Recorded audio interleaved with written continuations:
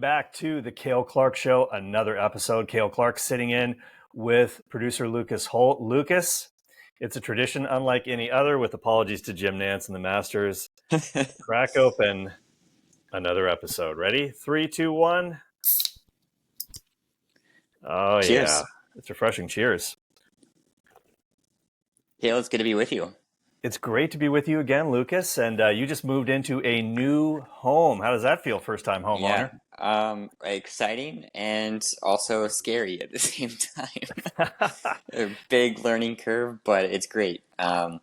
We now have a small backyard, which is great. Our 2-year-old son can go run around and play in it, which is awesome. So, Love it. so it's good. It's good. A lot of work, but it's good. Yeah. Oh, yeah. Yeah. Moving, I wouldn't wish it on my worst enemy. But speaking of, although it's great to move into a new house, but speaking of homes and speaking of enemies, we have to talk about the race for the White House. And obviously, both presidential candidates have a lot of enemies out there. And we actually had a totally different plan for this week's episode, but we have to talk about this. We're recording this on July the 14th, Sunday evening, the day after the assassination attempt on former President Donald Trump, which took place, of course, in Butler County, Pennsylvania, at a campaign rally.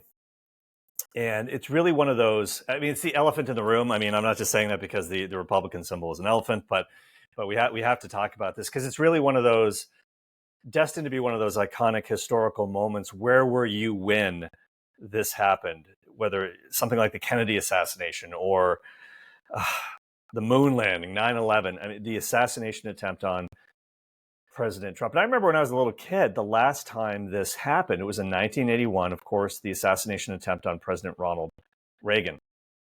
And it's interesting because there's a bit of a parallel between Reagan and Trump in that they were both incredibly, I don't want to say theatrical as politicians, but they really had a sense of the moment. And you might recall that sometime after, pretty shortly after the assassination attempt on Reagan's life in 81, he was at another speaking event, outdoors, big crowd, and a balloon was popped. I don't know if you've ever seen the video for this, Lucas, but you should look it up because a balloon popped in the crowd, but it sounded an awful lot like a gun going off. So this popping sound happened, and then he said, "Miss me." Like, it was just really like deadpan, the delivery. And it just kind of made me think of that because we all saw those images from, when the shot grazed President Trump's ear, and it is truly miraculous that he wasn't killed. Yeah. I mean, let's be real here. If he had moved his head just a millimeter to the right, he would have died. And then we're talking about a completely different scenario. And I don't know what would have happened if he had been actually murdered yesterday. I don't know what kind of chaos the country would have devolved into. It would have been incredibly destabilizing. But thankfully he's alive, and it's truly miraculous. But so obviously the Secret Service tackle him as they're trained to do, shield them with his body, and they're all wearing Kevlar, and they're just trying to protect him from any further shots. And then when they get the all clear, we've all seen this, we've all seen the videos, we've all seen the iconic images, and he stands up, and they want to whisk him away right away. And you can hear President Trump saying, "Oh, let me get my shoes. I got my shoes on." But they says, hang on a second. And then he stands up and he says, "Fight, fight, fight."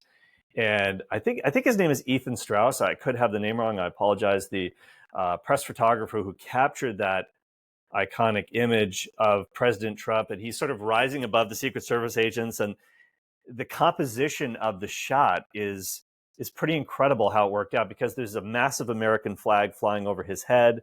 He is sort of standing above the others, raising his fist, saying "fight," and they're all kind of like looking down, the Secret Service agents that are surrounding him. You've probably seen this photo, no doubt. Wow, what an image, and what a sense of the moment. His instincts are unbelievable. I mean, that image is going to win a Pulitzer Prize, no doubt, and be something that's very much reflected on. But also, the other thing that made me think about too is I've had friends and family members who were military veterans, and they always talk about how people's character, what they're really made of, is revealed when they're under fire. And some people that you think are going to be extremely brave turn out to be, they turn tail when the bullets start flying. And other people that you think, there's a famous story from the Canadian military that I heard from a veteran friend of mine, a military priest, and it's been recounted in books. There's this one guy that everybody thought was sort of they didn't think much of him as a soldier. They didn't think he had what it took. But during a key ambush that happened against the Taliban in Afghanistan, this guy was like incredibly brave under fire, went into a hail of bullets to retrieve his fellow soldiers, and he saved so many lives that day. And nobody thought this guy had it in him, but it came out. The bravery came out, and just the way that Trump kind of stood up, and after being shot, grazed him or not, whatever, he was still shot at. Just the fact that he kind of stood up there again and did what he did. I mean, wow, he's definitely, he's a true alpha for sure. And it just kind of spoke volumes about kind of what he's made of and why he does this. And this is, by the way, this is not partisan politics I'm talking about here. I'm just talking about the gravity of the moment, Lucas.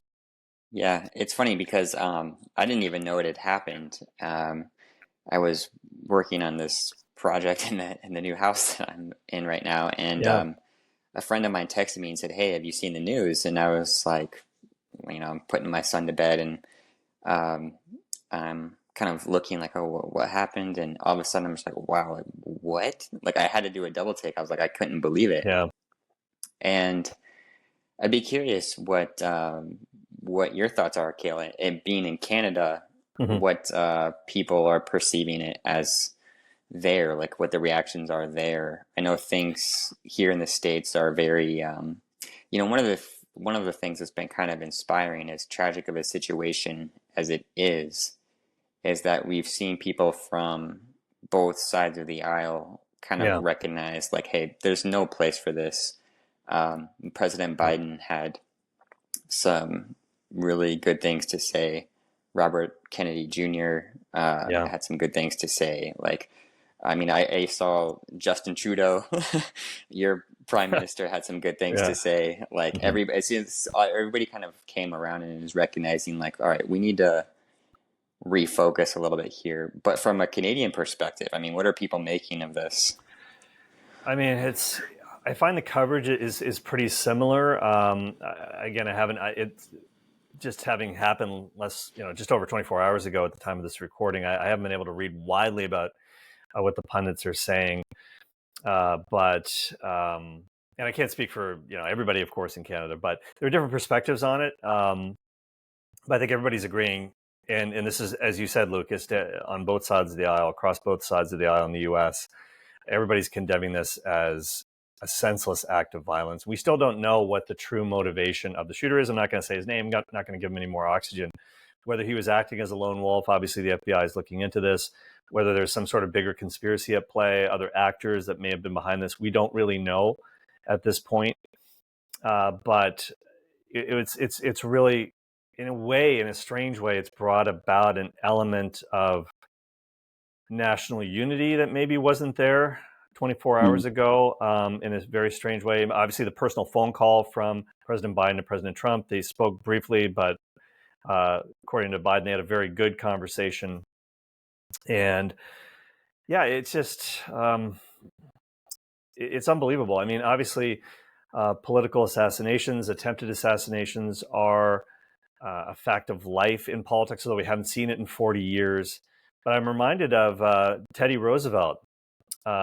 Obviously, we know about Lincoln and his demise, but Teddy Roosevelt, there was one time, I remember reading about this in the history books, that someone tried to assassinate Teddy Roosevelt, and he had some sort of a metal glasses case for his glasses in his shirt pocket, or his lapel pocket of his jacket, and the bullet literally dented this thing that saved his life. An unbelievable coincidence, one might say.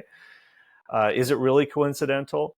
But very similar to Trump, just moving his head ever so slightly, and the bullet obviously going through the upper part of his ear, as he had said, but not killing him. And so, but I do agree, though, that, and everybody's kind of saying this, like the rhetoric needs to be tamped down on both sides. Speaker of the House, Mike Johnson, was on NBC News this morning, and he referenced Biden's comment from July the 8th that, a bullseye needs to be put on President Trump. Come on. I mean, that, not that he meant anything like that. He certainly wasn't saying assassinate the guy, but that kind of language, even in jest, is totally inappropriate, especially going forward. Yeah. And we'll get into maybe the divine intervention. There are lots of people who are going to claim this is divine intervention. We'll talk about that in just a moment.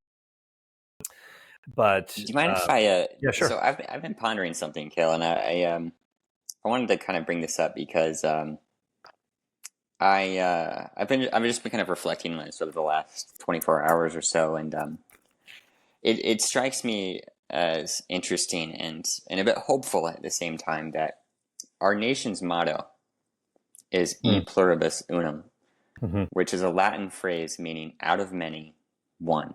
Right. It was coined in the 1780s, so shortly after the Constitution, Declaration of Independence, and kind of at the beginnings of the United States. And the founders recognized how diverse the 13 colonies were, yet at the same time recognizing that it was one nation. And I mean, you see E pluribus unum on practically all of American currency. And I find it just like we need to recover this as our nation. Like, this is our motto: out of many, one. We can, in a lot of politicians are calling for unity right now, which is great. But unity doesn't have to mean that we all have to agree on everything or just pretend we don't have differences. We can passionately disagree. Yeah. I think we just need to learn how to disagree charitably, how to disagree well. And at the end of the day, recognize that politics is not the end game. It's a means to an end. And what is the end? We want the common good, we want peace, all these things, but these are all temporal things. And so the faith element as Catholics, we really, I mean, this is our duty. This isn't just, maybe I'll do that or not. Like, we have a duty to be charitable witnesses to fruitful dialogue, which obviously Pope Francis is huge on dialogue. And yeah, I don't know, just that phrase, E pluribus unum, has just been kind of sticking with me. And I think we just need to remember that, going forward.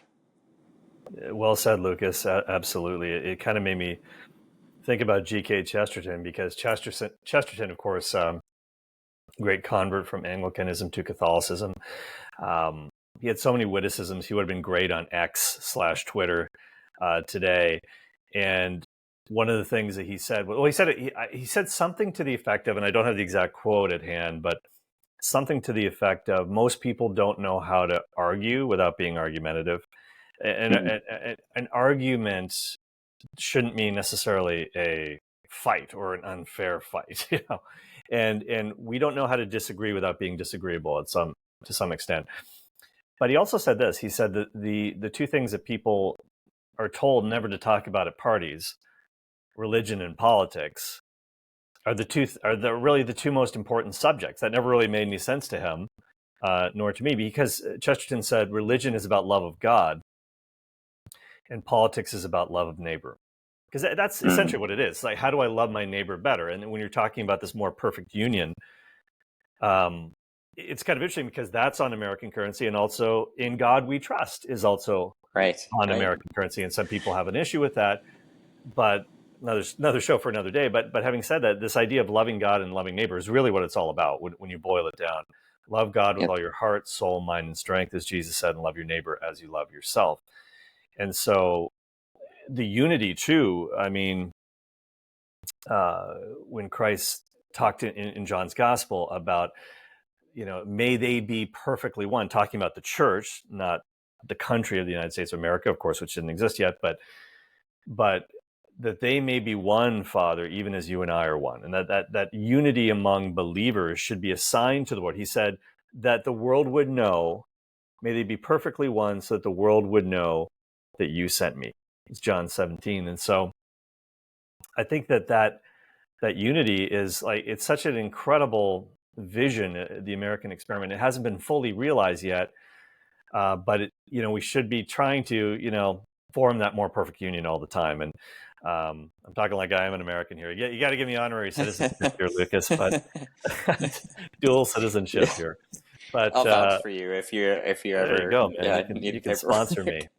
I promise to go in legally, but anyways, yeah, I think that's an interesting thought for sure. And so, yeah, hopefully the tenor of the political discourse can simmer down a little bit and become more civil in light of that. And let's hope so, because certainly, the United States is on the verge, some would say, of a nation almost ready to tear itself apart. And let's pray that doesn't happen. Yeah. The best days of the Amen. United States are ahead, not behind it. Yeah. And having said that, it's interesting because I posted that image that was one of the images that was taken by those photographers on the stage in Pennsylvania when Trump stood up, and there's a guy who faithfully listens to the show and used to listen to the show on Relevant Radio as well, David Mulholland, and he said, I posted the photo with the caption, "An instantly iconic image." Little alliteration there as well, but he said, "Yeah, it's iconic for all." He commented saying, "It's iconic for all the wrong reasons. There's been nothing but division ever since Trump entered politics." I'm not sure it was ever fully unified before that, of course, but I wasn't trying to be political there. Like, and the one of the things that people liked a lot about the Cale Clark Show on Relevant Radio and this podcast as well as it continues on is that I'm not political. I don't get into politics really on the show. Now, obviously, when something like this happens, we have to talk about it for sure. Yeah. It'd be foolish not to. But during the year 2020, and you know this because you were my producer in that year, Lucas, I never talked about politics at all. It was an election year, No, obviously, I know.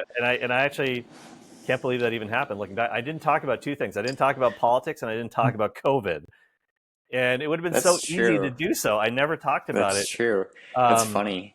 Yeah, you're and right. I don't think you never talked about either of those two things, and the temptation was there. the It was. temptation is definitely there because it's easy to get, like, I don't want to say cheap ratings, but like, people, the media very, very much thrives on fear and chaos and uncertainty Yeah. and anger. And that's not what I wanted to bring to the table. We wanted Right. really joyful piety to come through. And I also wanted to give people a break from all of that because they were hearing, especially stuff about COVID 24/7, 365. And it was just, I didn't want to talk about that all the time. I wanted to focus Right. on the gospel and on the good news, and so that's Yeah. not what I'm trying to do. Yeah. So when David, like, if you're listening, just commenting on that, I'm not trying to get into politics, not trying to make a political statement, but it is going to be an iconic image, and this is something that happened that no matter what, again, who you vote for or what you think about this, I would say, and I don't think there's any question, the outcome of the election is certain now. If it wasn't before, I think it's definitely certain now. I mean, I would be flabbergasted if Trump didn't win, especially after this. I mean, coming back from this, man, he's going to have so much momentum, of course, with the Republican National Convention happening this week in Minneapolis. It's something else. Milwaukee. Oh, in Milwaukee. I'm getting confused with another big convention that's happening. And we should talk about that as well. Of course, Yes. the national, we didn't plan on that segue, but it works. The National Eucharistic Congress in Indianapolis, Indiana, at Lucas Oil Stadium, named after Lucas Holt. No, I wish. That would be pretty cool. If you were heir to the Lucas Oil fortune, Yeah. we could probably have better microphones, but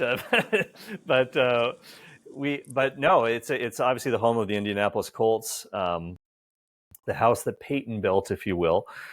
Peyton Manning, but there's going to be hopefully 80,000 people packed into that stadium every day for the National Eucharistic Congress, and that's a big thing. I also wanted to talk about the Eucharist as well because,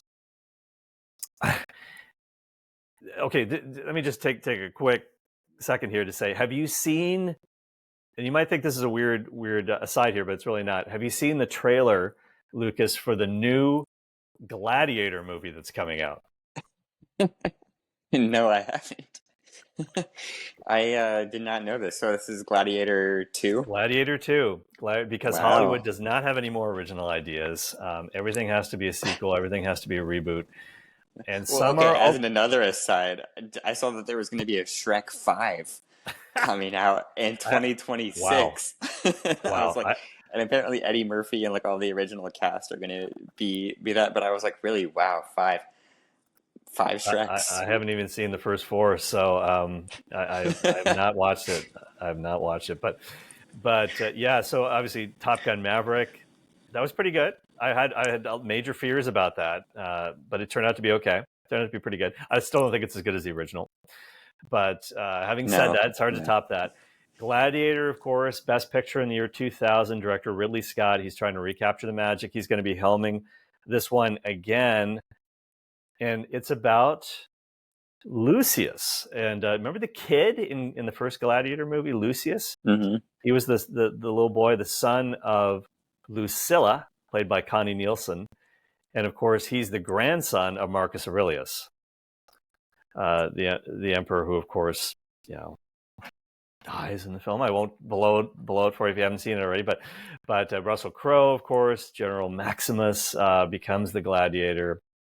Uh, you know, Joaquin Phoenix, of course, was in that film, one of his earlier roles. Anyways, it's being rebooted. Gladiator II is coming out, and Denzel Washington is in it. He's sort of this power broker, owns a bunch of gladiators. He's in it. And Pedro Pascal is also in it. He's a general. And there's a few other guys in it, but Lucius he kind of becomes a slave as well. His mother doesn't even know he's still alive. It turns out he's had this other life on the African coast, married with a kid. He gets when you see the trailer, the plot looks very, very similar to the first Gladiator film, and I hope it's a little bit different. Obviously, the effects are going to be a little more spectacular, maybe. We'll see how that goes. But one of the reasons why I wanted to bring that up is because someone who was assassinated for being a Catholic, for martyred. It was really an assassination in slow motion. I'm talking about Ignatius of Antioch, who was an acquaintance, a disciple of the Apostle John himself when he was a young man, a kid. He was sitting at the feet of the Apostle John. Can you imagine this? He goes on to be Ignatius of Antioch, a bishop of Antioch, following in the footsteps of Peter. Before Peter goes on to Rome, Ignatius eventually becomes the bishop of Antioch. And the Romans, of course, wanting to eliminate the church, political opponents, if you could say, religious opponents too. I mean, these guys don't worship the pantheon of Roman gods, don't worship the emperor, like we talked about in our first episode. And Ignatius is a threat. I mean, take down the generals and the army will fall. The Romans aren't dumb. So, but it had the opposite effect. The martyrdom of Ignatius helped to galvanize the early church. But he was martyred in the Roman Colosseum at the gladiator fights. And it's pretty amazing to think. I don't know if you've been to the Colosseum in Rome, Lucas. Have you ever gone there? No. I hope you get a chance to go there and see the Colosseum, because it really was a wonder of its time. Indoor plumbing, everything. I mean, this was a marvel of engineering for sure. It sat about, I think at least 40,000 people. But they had all these underground, and when you see the first Gladiator movie, there's all these scenes and there's some cut scenes from the movie where Maximus, Russell Crowe, meets some Christians underground, or kind of caged in. They're going to be thrown to the wild beasts of the gladiator fights, and it never made it into the theatrical film, but if you see extended cuts of it, they have the deleted scenes. Anyways, and they would have naval battles in the Colosseum. They would flood the floor of the Colosseum with water, and they would actually bring out ships, and on those ships the gladiators would fight one another. It's almost like Pirates of the Caribbean in a certain sense. They'd be firing cannons at each other, jumping from ship to ship, and they'd slaughter each other, all for sport, all for spectacle. And of course, this is where Ignatius of Antioch is thrown to the wild beasts. And I just think whenever I think about the Eucharist, obviously Ignatius of Antioch is so huge for me, because he's a disciple of the Apostle John. The Apostle John is the author of John chapter 6, recounting Jesus' teaching on the Eucharist in the synagogue at Capernaum. And this is, of course, the bread of life discourse, as we know. And this is where Jesus says, you have to eat my flesh and drink my blood, or you have no life within you. What is this flesh and blood? Is it symbolic? No. in John 6:51, he says exactly what it is. The bread that I will give for the life of the world is my flesh. So I think John the Apostle has a pretty good idea of what Jesus meant. He was the beloved disciple. He knew what Jesus meant by the Eucharist, his teaching on the Eucharist, Eucharistic realism. And then we have Ignatius, who's a disciple of John. I think he's in a very, very good, he knows the guy who knows the guy.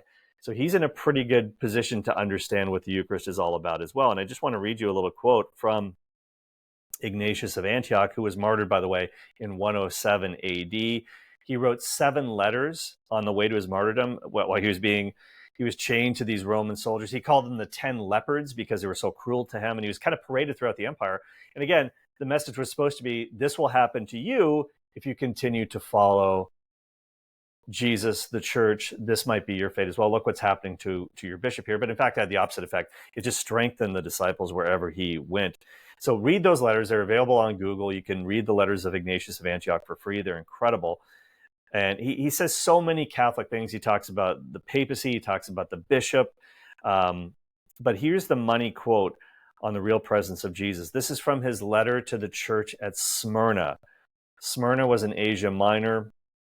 There's a city in Georgia. There's a town. I don't know how big it is in Georgia, called Smyrna, Georgia. That's where Julia Roberts is from, by the way.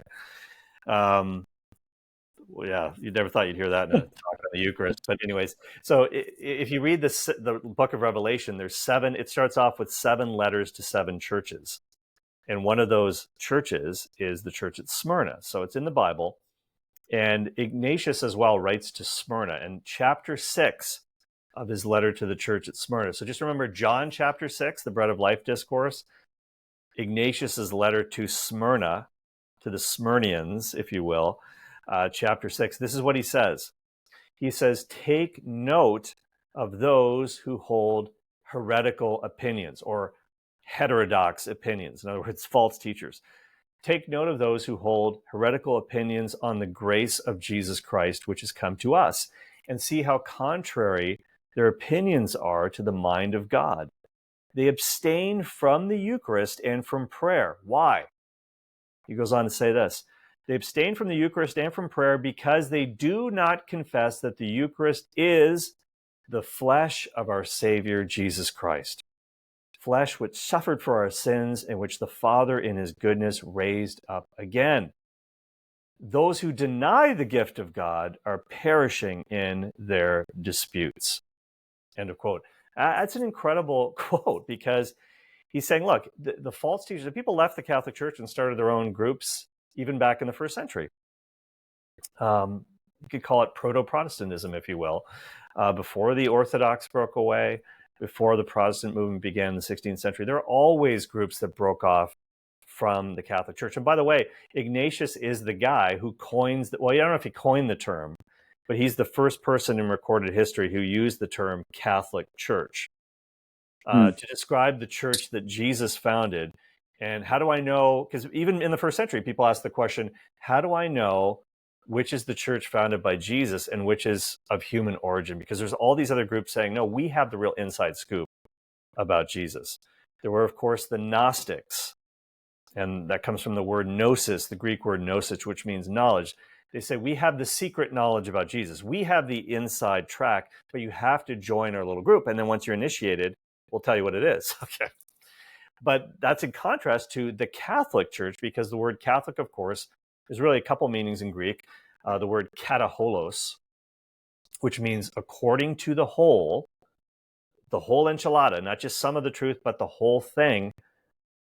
And then there is, of course, the word Catholic, meaning universal. It's for everyone. It's for all people at all times. It's all out in the open. Everyone is welcome, and we don't hide our teaching. There is no secret teaching. The teaching of the church is public, so you can know what it is. And Ignatius, in one of his letters, he actually coins the term Catholic. And I'm going to tell you where you can find that, actually. You can find it, again, in the same letter. It's a good letter, the letter to the Smyrnians. There's a lot of stuff in there. In his letter to the Smyrnians, chapter 8, this is what he says. See that you all follow the bishop, even as Jesus Christ does the Father. And the presbytery, and the presbyters are the priests, by the way. You might have heard of the Presbyterian Church. Well, the word presbyter is the Greek word for priest. The English translation is priest. Most dictionaries will tell you that. Follow the bishop as Jesus Christ does the Father, and the presbytery as you would the apostles, and reverence the deacon. So you've got the three degrees of holy orders right there: bishop, priest, and deacon, running 107 AD. This is not some medieval development. Reverence the deacons as being the institution of God. Let no man do anything connected with the church without the bishop. Let that be deemed a proper Eucharist, which is administered either by the bishop or by one to whom he has entrusted it.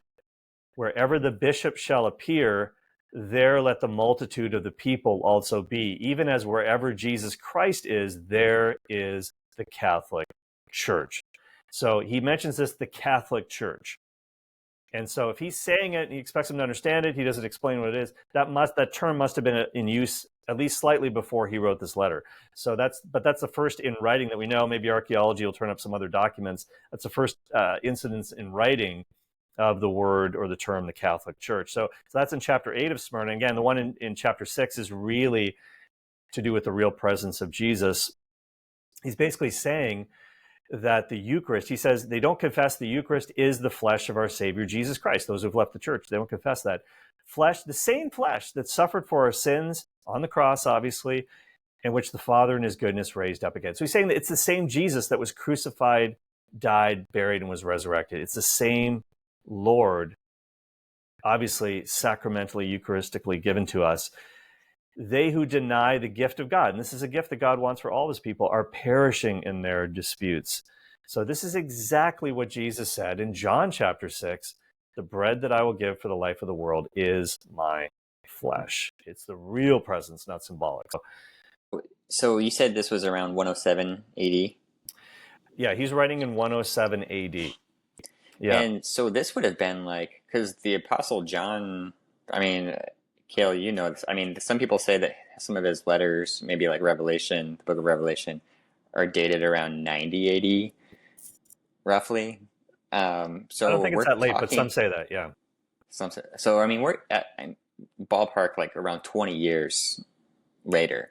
So that's not a lot of time that has gone by. So, I mean, the linkage to like just the closeness is really interesting. I'm curious, Cale, as a revert to the faith, did the church's teaching on the Eucharist or something like this from Ignatius, for example, how much of a role did the Eucharist play in your kind of reversion? Here's the thing. It's either Jesus or it's not. And it makes all the difference in the world and in eternity whether that is the case. A lot of Catholic doctrines seem to people to be a little bit too hard to believe, and maybe this one is too. You do need faith, because just as you needed faith to look at the carpenter from Nazareth and say, this is more than a man. He's the God-man. You can't sort of derive that just from looking at him naturally. This is why when Peter says in Matthew 16, you're the Christ, the Son of the living God. Well, hey, Peter, this is awesome. You got it right. That's the right answer. Ding, ding, ding. But flesh and blood did not reveal this to you. You didn't figure this out from your own human cleverness. It was revealed to you by my Father in heaven. And in the same way, I mean, that takes faith, right?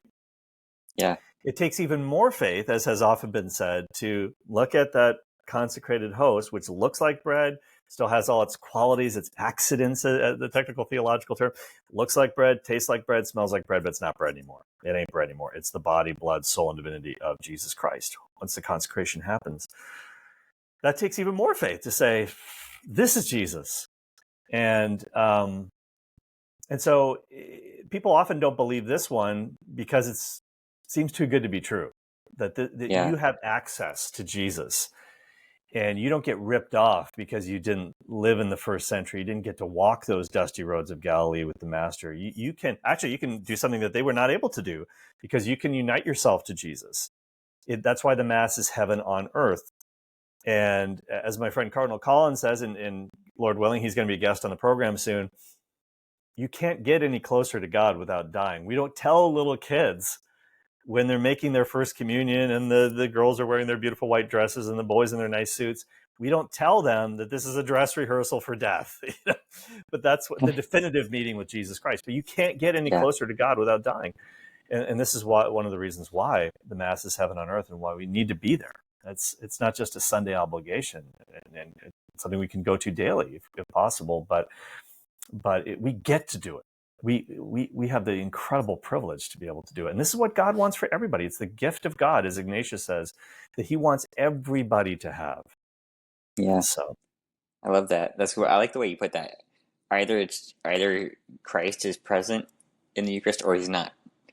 It's like it's yeah, either true or it's false. Like there's no middle exactly. ground, and there's no room to be indifferent. It's like if it's true, this is Yeah, like the best thing in the world, and if it's false, yeah, this should be blotted out. Like the church should be blotted out of existence for spreading such idolatry. And but to yeah, have a letter from Ignatius so early on in the early 100s yeah, corroborating this, I mean, it's just remarkable. Like this historical evidence that shows that like you mentioned, this isn't just a medieval invention.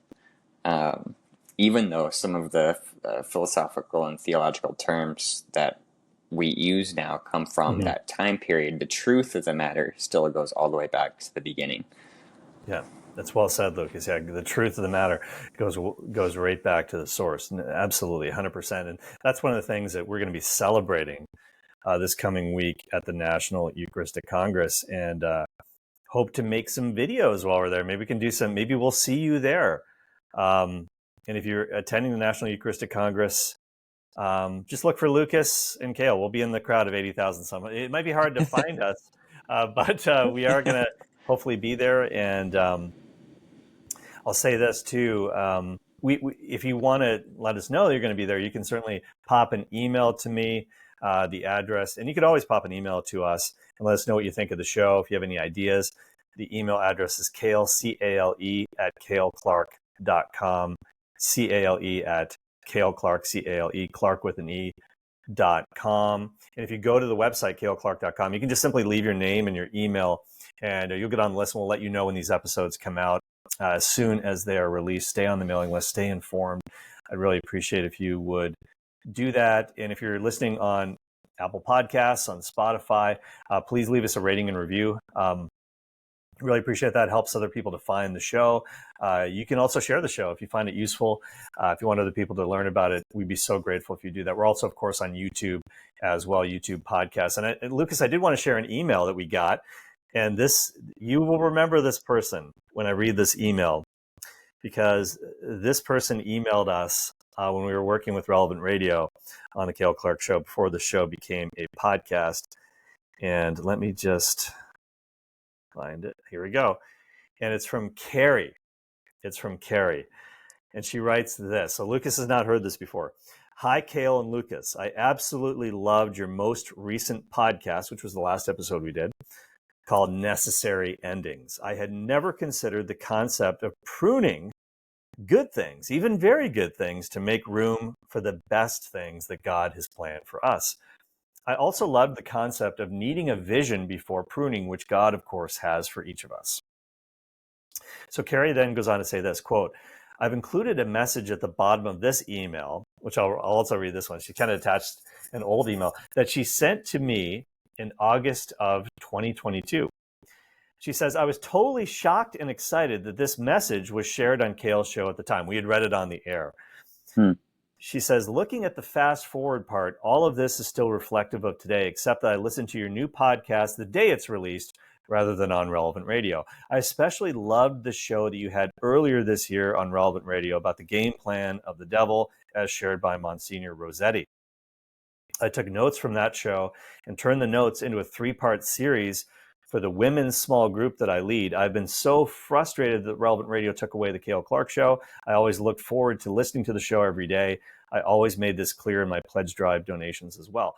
However, when reflecting on the Necessary Endings podcast, I pray that God has new and exciting things in store and that he will bring great fruit out of this. And then she goes on to say this, one question, will you still be at the National Eucharistic Congress? And the answer is, Lord willing, yes.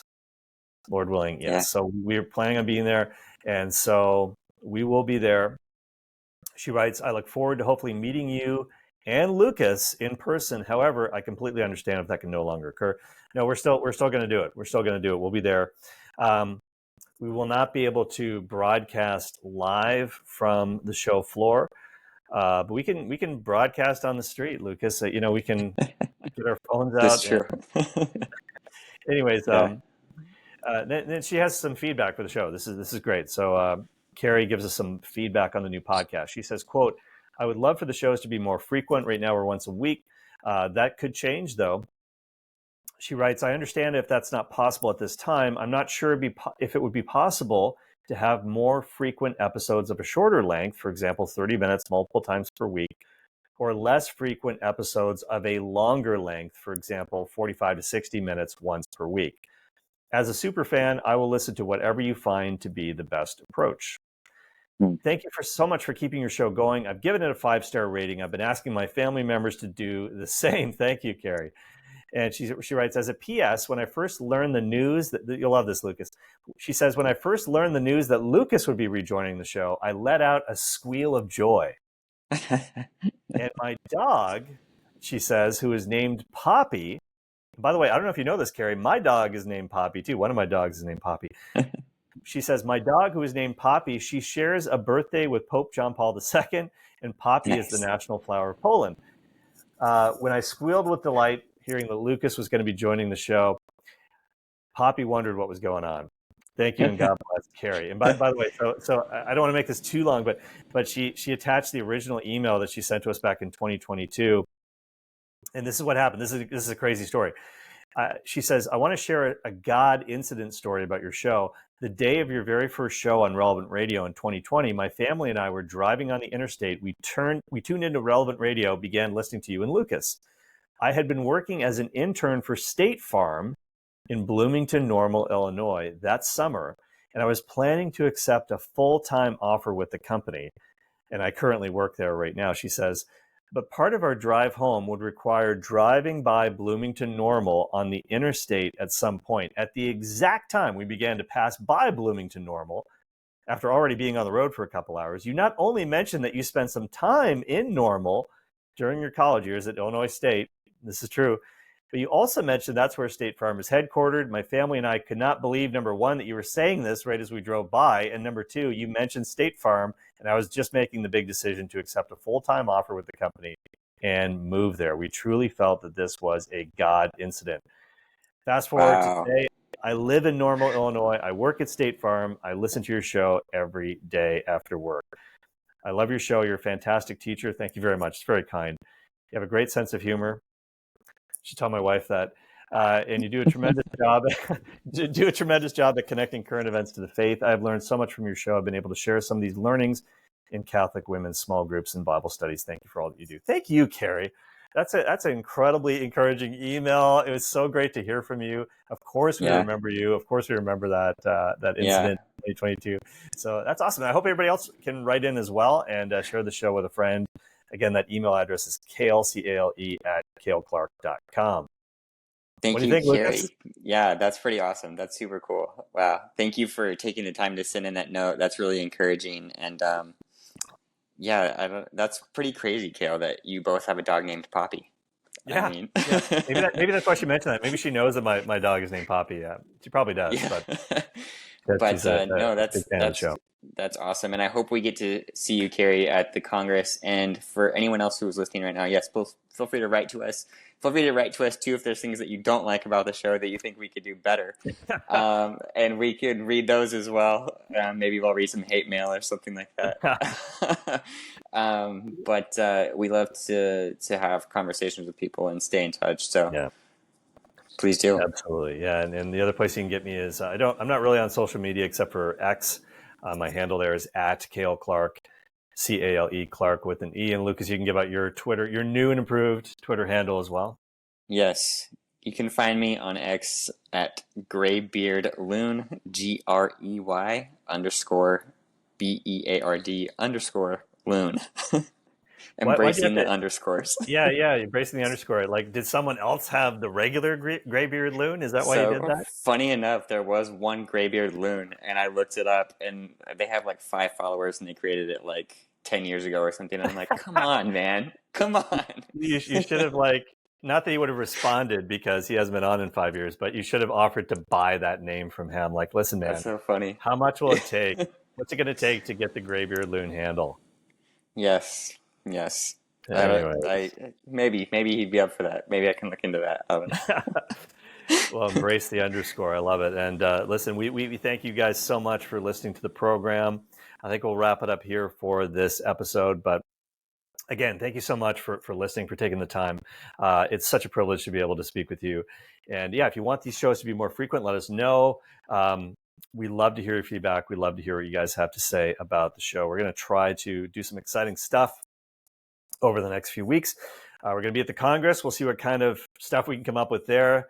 Some man on the street stuff, some live reaction maybe, and that's definitely going to be in the next episode. And some great guests coming your way as well. Jen Fulwiler, great comedian, will be joining us. And if you haven't seen her new Maternal Instinct comedy, it is her latest comedy video is an incredible show, and it's available for free now on YouTube. You can go to her channel, Jen Fulwiler, and check it out. She's a great friend of the program, and we're going to be talking to her soon about that, what's going on in her life. But it's an incredible show. Lucas, I watched it with Trish the other night. Trish was she just busted a gut laughing. It was unbelievable. Jen was in fine form. So I haven't seen it definitely yet. check that out. I haven't seen it yet, but I'm definitely gonna check it out soon. So Yeah, make it a date night for you and your wife. A stay-in yeah, date yeah. night as you unpack boxes and eat pizza and everything. So. That's a great idea, actually. All right, well, you go do that. Everybody else, you can get back to your life now. But don't forget to share the show. Subscribe on YouTube, on Spotify, and on Apple Podcasts. This is Cale Clark, along with Lucas Holt. Thanks for joining us on the Cale Clark Show. Take it away, Michaela.